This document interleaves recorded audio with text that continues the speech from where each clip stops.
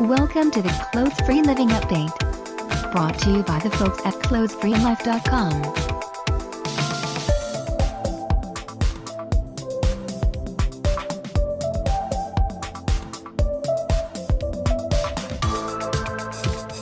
We're excited to be able to bring you this regular feature of the Clothes Free news from around the web, information related to clothes free living, and much more.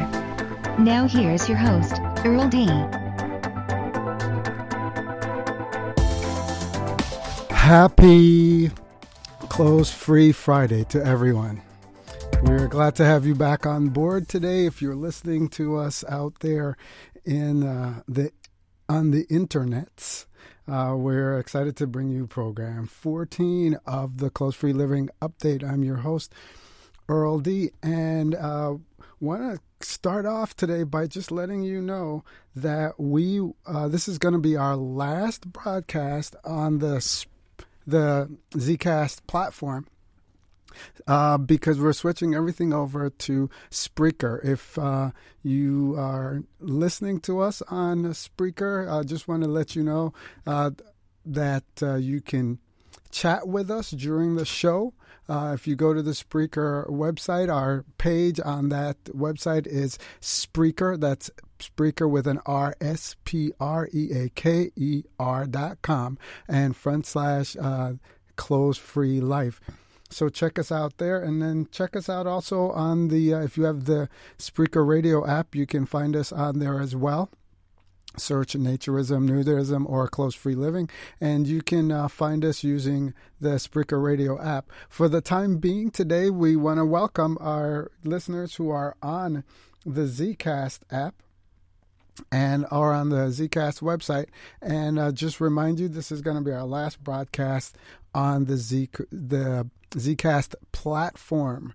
And so we just want to let you know about that, a little bit of housekeeping, and we're going to jump right in here to the rest of the show. Today, I want to just start by sharing with you our quote of the week from Lawrence Kasler, who is a psychologist, a social psychologist, and he wrote back in 1964 some social psychological observations in a nudist camp. And one of his comments from this study that he did was this quote that we've had on the site this week. In short, the most interesting thing about nudism seems to be not that it exists, but that so little has been done to learn what it has to teach. And I think that's really very, very, very profound statement that we should take to heart and really think about using. Do people know what it is that naturism, nudism, clothes-free living has to teach us about ourselves, about how we live, about our bodies, and so many things like that? And I think that's really apropos for getting started today on our topic. We're going to be covering two topics today outside of our Barely There news and the usual Bear Buzz from around the clothes-free internet. We're going to be covering the question of whether or not the clothes-free fitness kind of phenomenon is a trend. Do we see it increasing, or is it more of a fad? You know, a kind of interesting, cool thing to do for a few brave and adventurous people.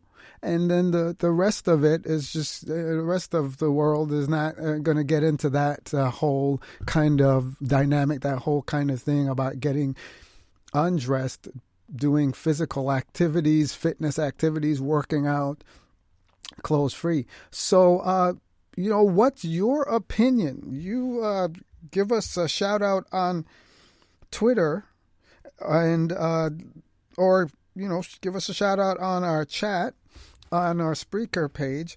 Tell us, what's your thought about that? Do you work out clothes free? And if so, what do you do? So give us a shout out on our Twitter page, our Twitter account, and let us know what's going on. So spent a lot of time this week talking to folks about this whole concept of clothes-free fitness and working out. And there are a lot of people who responded to my question on our Twitter feed about whether or not they work out clothes-free.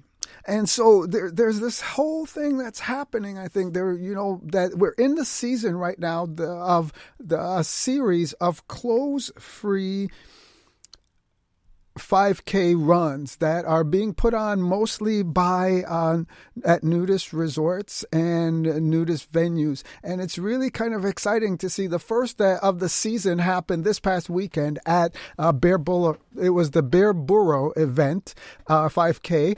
At Olive Dell Ranch, and it sounds like they had about 250 people out and participating and spectating and cheering folks on. And we have some images of the winners of the male and female winner of the event on the website. It'll be links to this will be in the show notes at the end of the day. So one of the areas where this whole clothes-free physical sport activity is going on is with these 5K runs. And there's a series of them happening across the country at different resorts and different clothes-free venues. Like I said, Bear Burrow just had one. And also we have on our website, we have on our a calendar, we have all the 5Ks that we know about that are being held at these various venues and resorts. So if you want to go to the website, check that out, and you can see what's going on if there's one in your area. But there's 5Ks that are happening, and one of our contributors to the website, Phineas, is going to be running a clothes-free 5K once a month for the season. And I don't know if he's going to have to be traveling a lot for that or what he's going to be doing, but he has set this goal for himself of running a clothes-free 5K once a month for the season.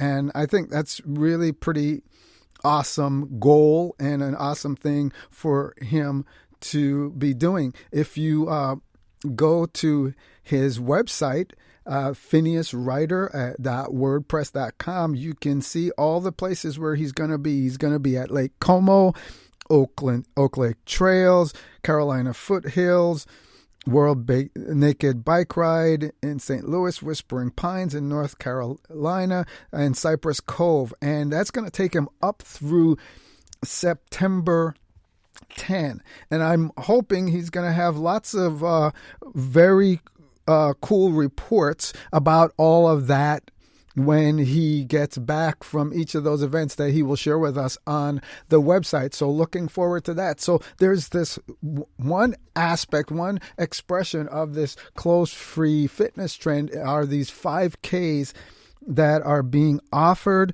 at various resorts and nudist venues. Another aspect of this is clothes-free yoga. So there are a lot of people who practice yoga clothes-free. And I really discovered this community on Instagram.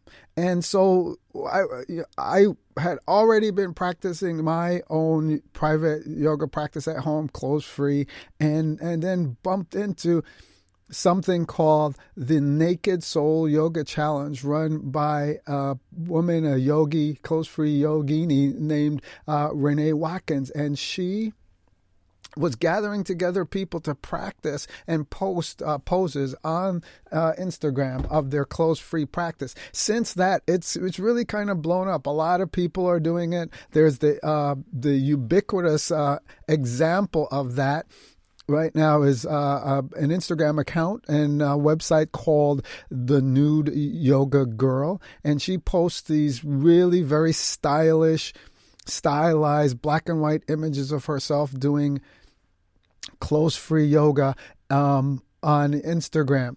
But you don't have to do this solo. There are classes, clothes-free yoga classes around the country and around the world.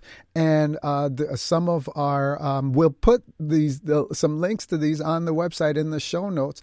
But one of the ones that has really been in the news a lot lately is Bare Naked Yoga in New York City. And they have an Instagram account and a Twitter account. You can find them on both of those. We'll put links to that in the show notes. But I bring it up because just this week, Cosmo had one of their correspondents write an article after participating in a Bare Naked Yoga class. And the headline was, "I took a naked yoga class and I've never felt better about myself." And I think that's really something that we should, again, think about and pay attention. How do these activities, when people are exploring them, how do they make them feel good? You know, doing yoga without clothes, I can tell you, is a liberating, freeing experience, especially if you're doing hot yoga or it's hot out. And, you know, yoga, you wear either very loose clothes or very clingy clothes. And neither of those feel really good when you're sweating and it's all sticky and just stuff like that. It's just, ugh. And so being able to practice without clothes or in the sweat just kind of just evaporates off your body. That's really awesome. And the folks from Bare Naked Yoga in New York City have regular classes for men, women, and co-ed. And, you know, they do a really good job looking at their the stuff that you need to do to sign up, of kind of keeping all the weirdos out of the mix. And I know there's also Naked Yoga Calgary, and we've had the leader, the person who teaches that on our interviewed on clothesfreelife.com in the past. So that's another one of those things that you can do clothes free from a fitness workout standpoint. And then then there's personal training. And just getting a fitness workout from a personal trainer. And one of our followers, and we've written about him also on the website, is a personal trainer from Dobson Fitness, and he's in the UK. And there are clothes-free, a bunch of folks who are doing some clothes-free fitness stuff, workouts, CrossFit, that kind of stuff in gyms. They're usually private gyms or private times when people come in. But Dobson Fitness is doing this stuff with clothes-free fitness workout, personal training sessions, and they're offering this also through Skype and so forth. And I just reached out to them this week and to Colin Dobson, who's the head of Dobson Fitness, and asked him about this trend, whether he thought it was a trend or a fad. And one of the things he said that is really true, and it'll be as a part of we're going to have a full article on this on the website later on today, is that this whole idea of exercising clothes free is not new, right? We used to do this stuff. Folks used to do this stuff. The YMCA, you couldn't go and swim for your exercise if you were a guy in swim trunks. It had to be clothes free. The ancient Greeks did a lot of physical activity clothes free. Many African tribes have their physical competitions, their coming of age kind of competitions and stuff, clothes free. So this is not new. It's hardly a fad. What you could think of it that like this: we're rediscovering being clothes free for our fitness.